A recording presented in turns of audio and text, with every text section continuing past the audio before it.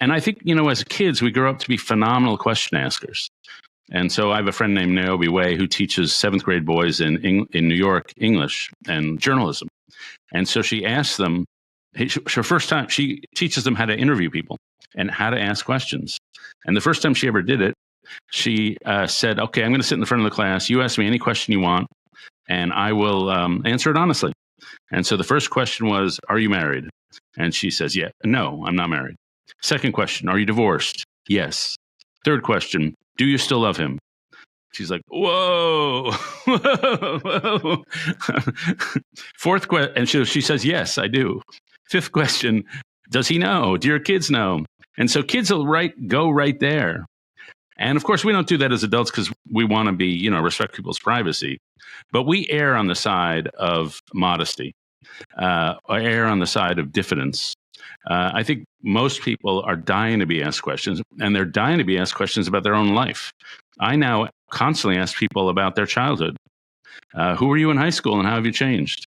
And people just love to talk about themselves. And often it's because no one has ever asked them the story of their life. It's in the knowing. So I for 4 years that I was working on this book, I often ask people, tell me about a time somebody saw you and got you. And some of them are very modest, incremental moments. And so one of them is I talked to a woman who got drunk when she was 13, first time she'd ever tasted alcohol. And she got so drunk, she's passed out on the front porch. And her big, strict disciplinarian father comes out to see her, and she thinks he's going to scream at her the things she's already thinking in her own head, which is, I'm bad, I'm bad, I'm bad. Instead, he just scoops her up gently, brings her inside, lays her on the sofa, and says, there'll be no punishment here.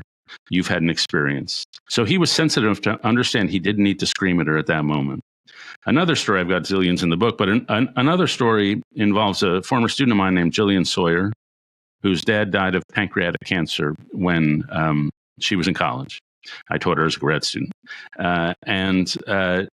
After he died, she was at a bridesmaid at a friend's wedding, and she watched at the reception the father of the bride give a beautiful toast to his daughter.